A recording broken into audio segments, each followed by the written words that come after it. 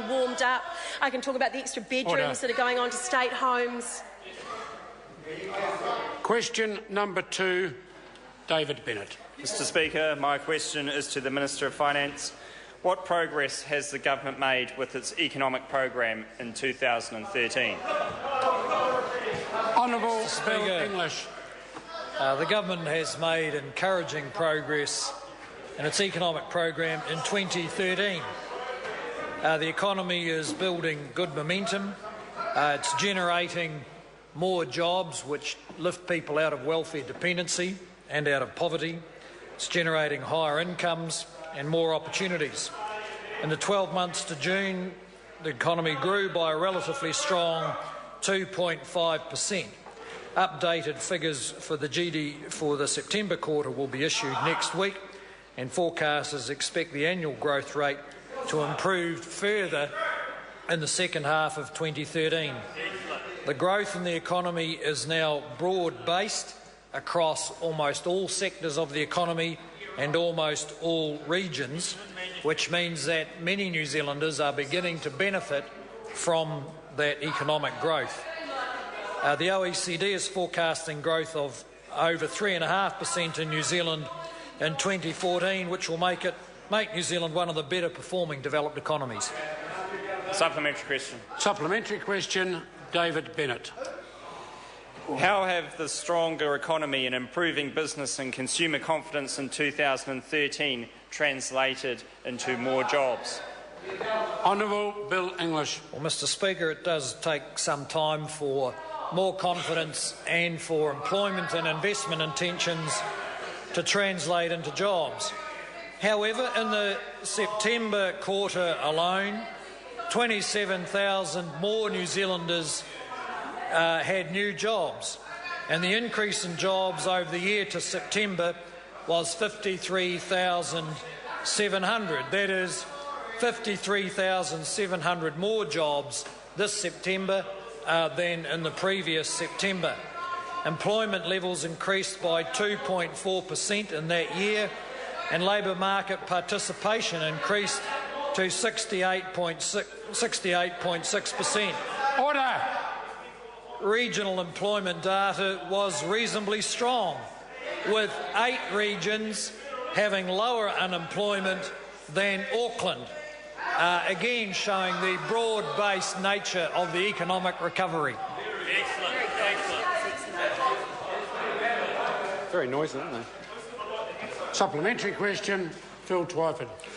Why is his government trying to claim credit for the exemption of new builds from LVRs and at the same time claiming decisions on LVRs are made by an independent Reserve Bank without any interference from the government? Or is his desperate attempt to have it both ways just a symptom of a housing policy that has completely collapsed, leaving massive uncertainty in the marketplace? Honourable Bill English. Mr Speaker, the government hasn't tried to claim credit for a decision that wasn't the government's. It was a decision of the Reserve Bank. I think the opposition are probably trying to claim credit for it, even though it was a decision of the Reserve Bank. And as the member will know from seeing what's happening on the ground in Auckland, the government's policy of focusing on increasing the supply of houses on the ground in Auckland and in Christchurch is beginning to gather some momentum. Question. Supplementary question, David Bennett. How is the government's economic program helping improve the fairness of the tax system and supporting those families most in need? Well, Mr Speaker, Order. a particular... Order. Before the Minister starts, can we have a little bit less noise from my left-hand side of the House? A particular Honourable Bill feature English.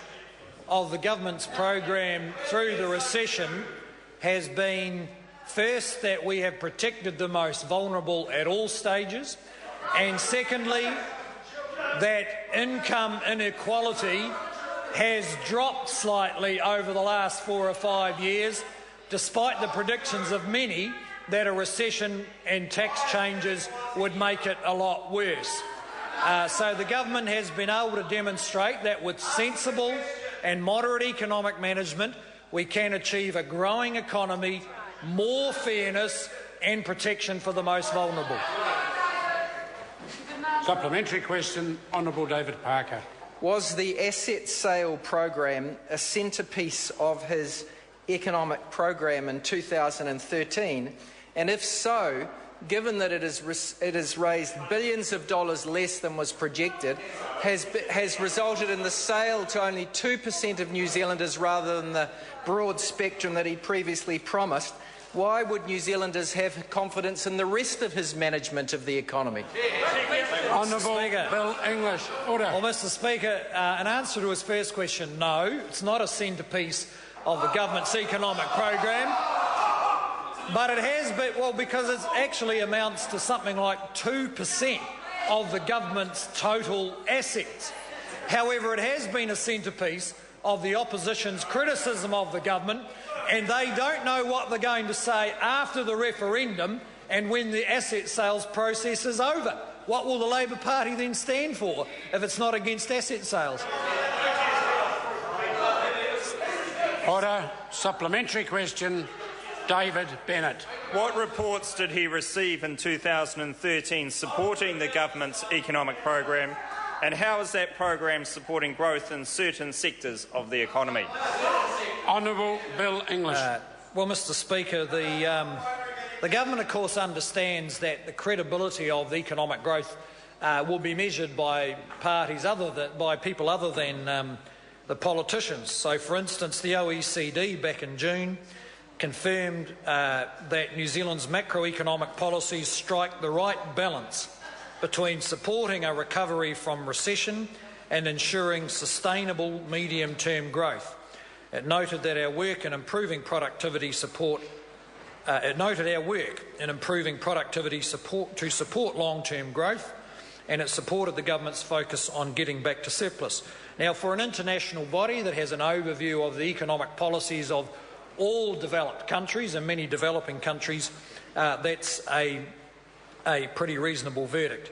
Just yesterday, Statistics New Zealand confirmed that the manufacturing sector is in good heart with strong sales volumes, numbers that indicate that perhaps there is not a crisis in manufacturing. Question number 3, Honourable David Parker. Thank you, Mr Speaker. My question is to the Minister of Finance. Has the government